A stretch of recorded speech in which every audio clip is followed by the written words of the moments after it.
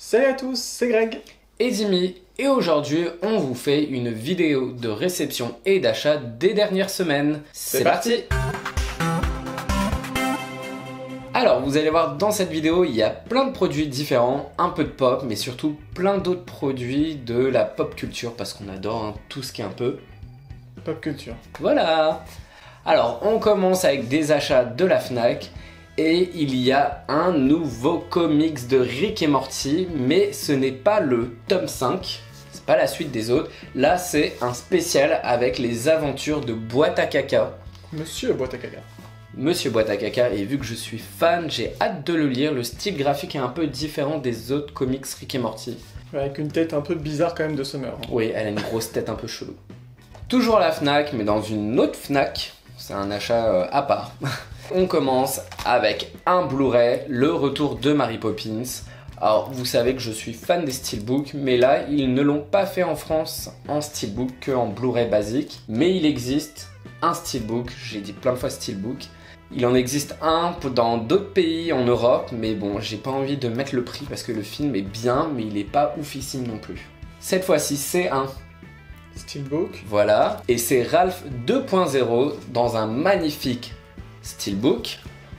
Faudra compter le nombre de fois et nous le dire en commentaire, le nombre de fois qu'on a dit steelbook. Et voilà, c'est le steelbook de la Fnac, il est vraiment trop beau. Et comme les autres, les précédents, comme celui de Coco ou autre, on a un livret à l'arrière avec pas mal d'infos sur le film. Et la boîte elle est un peu argentée avec des circuits électroniques, je trouve ça plutôt pas mal. Ah oui? Ah ouais, il est vraiment pas mal. Ça se voyait pas. Assez rapidement, parce que si je commence, ça va durer 35 millions d'années la vidéo. Des jeux vidéo, parce que ça faisait un petit bout de temps que j'avais pas acheté de nouveaux jeux vidéo, et du coup j'en ai pris 4. En fait, je me fais une liste des jeux que j'ai envie, et puis j'y reviens de temps en temps, voilà, après je barre, ça oui, ça non, enfin bref.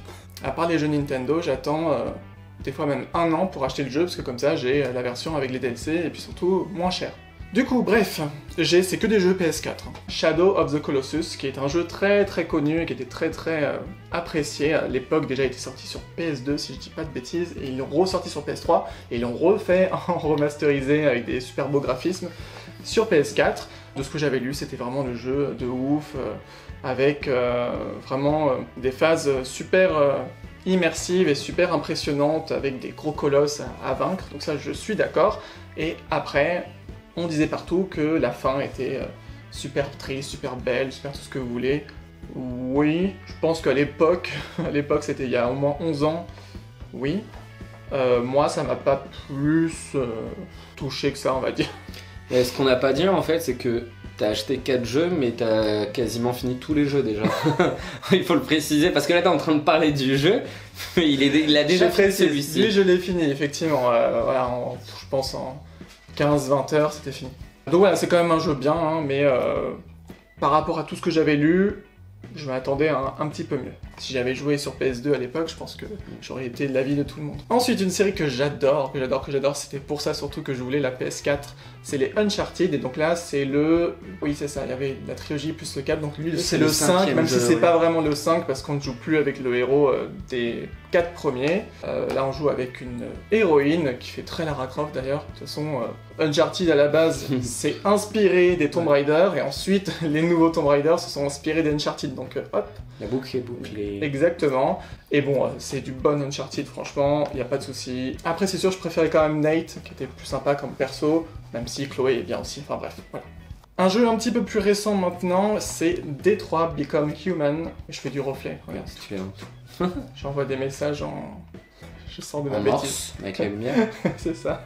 Donc franchement, c'est vraiment un jeu, mais ouf de chez ouf. C'est le genre de jeu un peu scénaristique, enfin un peu, même beaucoup scénaristique, avec des choix, et là vraiment, les choix que vous faites, ça a un réel impact. Il y a je ne sais pas combien de cheminements dans le jeu, en fonction de ce que vous avez fait au début, ça a des répercussions sur la fin, enfin c'est vraiment génial. Franchement, j'adore, c'est un des meilleurs jeux auxquels j'ai joué, mais vraiment, ça rentre dans mon top, je sais pas combien. Un vrai coup de cœur, vraiment il y a tout, il y a de l'humour, il y a beaucoup d'émotions, le scénario est vraiment génial, et il y a le petit côté un peu Black Mirror quand même qui fait réfléchir sur des technologies toujours de plus en plus, voilà, parce que là on est dans un univers où on a des androïdes qui sont totalement de forme humaine, on voit même pas la différence entre un humain et un androïde, hormis quelques petits détails, mais ça vous le découvrirez si vous y jouez. Et voilà, ça pose des petits problèmes d'éthique quand même. Est-ce que du fait que ce soit des machines, on a le droit de les traiter comme n'importe quoi, voilà, est-ce qu'on peut faire vraiment ce qu'on veut? Voilà, c'est vraiment des questions qui sont assez intéressantes. Ça reprend un petit peu la thématique de Westworld. Hein. C'est exactement ça. Et puis la VF, vraiment excellente, le jeu, excellente. Bonne, ouais. Les graphismes sont super, tout a été fait en comment on appelle déjà? Motion capture. Ouais, j'allais dire capture motion, mais voilà. Tout avec les fameux trucs de détection sur le corps, sur le les visage, acteurs, pour faire les mouvements, etc. Tout a été tourné. Ouais. Et c'est un jeu français. C'est un jeu français, oui. Et ce qui est bien, c'est qu'on a vraiment l'impression, quand on y joue, ça fait vraiment série américaine. C'est ça. Je suis principalement 4 personnages différents, enfin 3-4 personnages. 3, ouais. Plus ou moins 4. Oui, d'accord. Voilà, enfin tu m'as compris.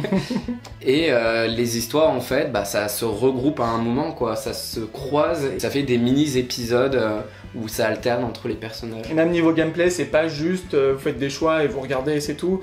Il y a quand même de l'action, il y a pas mal de phases de gameplay différentes et des choses assez originales. Si vous êtes un tant soit peu sensible et vraiment dans l'émotion comme ça peut procurer des choses intéressantes. Bon, et rien à voir, le dernier, c'est l'ombre de la guerre. Attends, comment ça s'appelle, comment exactement? La Terre du Milieu, l'ombre de la guerre, c'est la Definitive Edition. Et bon, bah, j'avais joué au premier, mais assez tardivement aussi. Et moi, j'adore, c'est vraiment un genre de jeu que j'adore de ouf. Sachant que je suis pas plus fan que ça du Seigneur des Anneaux, mais vraiment pas. D'ailleurs, je me rappelle quand j'avais voulu jouer au premier, Dimi m'a forcé à regarder la trilogie. Bah ouais, tu connaissais pas du tout. Bah ça m'aurait pas empêché plus que ça. Non, mais au moins tu vois un peu ce que c'est l'univers à la base. C'est pas forcément nécessaire. Hein, non.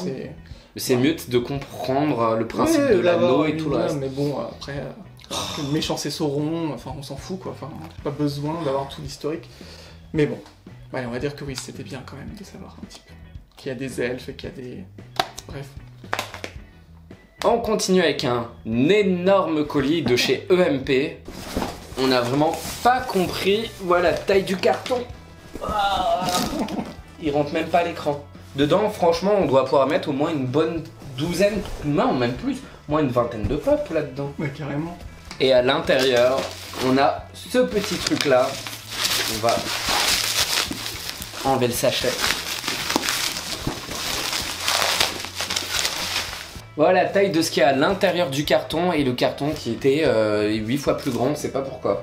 Mais voilà, c'est la Disney Trésor, parce qu'il la vend sur EMP, celle sur le Roi Lion. Alors vous le savez sûrement, on le dit plein de fois, on n'est pas hyper fan du Roi Lion, toi tu n'aimes pas le Roi Lion même tout court.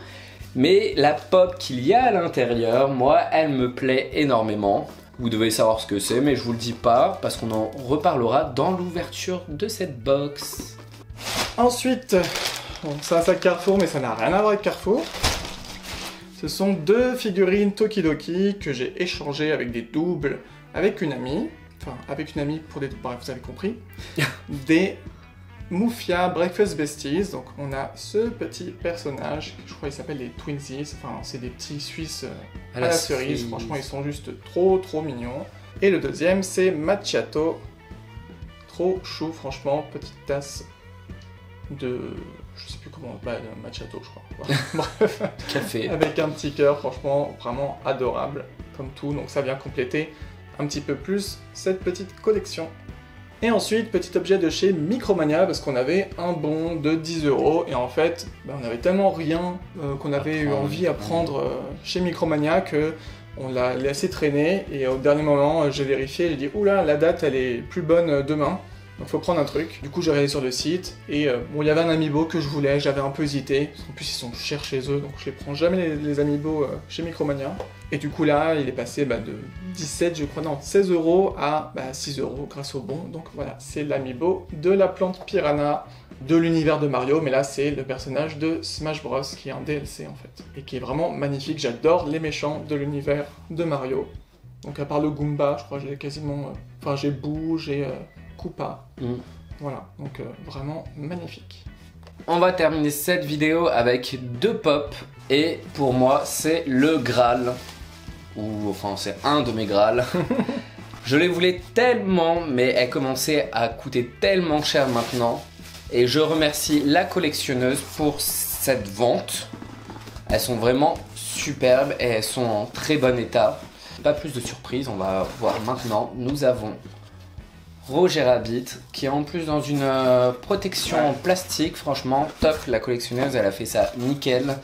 Enfin voilà, Roger Rabbit. Et évidemment, qui dit Roger Rabbit dit Jessica Rabbit juste en face. C'était vraiment les pop que je voulais. Que je trouve pas mal encore pour des anciennes pop, hein, comparé à des aussi vieilles que je trouve beaucoup moins belles que ceux-là.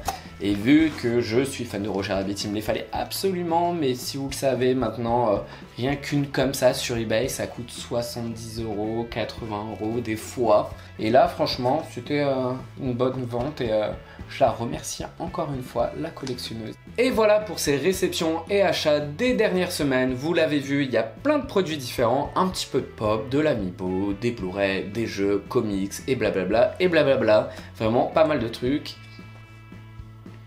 Pas mal de trucs. T'as tout dit. Et voilà. Dites-nous, vous, en commentaire, ce que vous avez préféré parmi tout ce qu'on vous a montré. Si cette vidéo vous a plu, n'hésitez pas à pousser un bon coup. Et si ce n'est pas déjà fait, à vous abonner. D'ici là, portez-vous bien. Et nous, on vous dit à très bientôt pour une nouvelle vidéo. Bye bye. Ciao.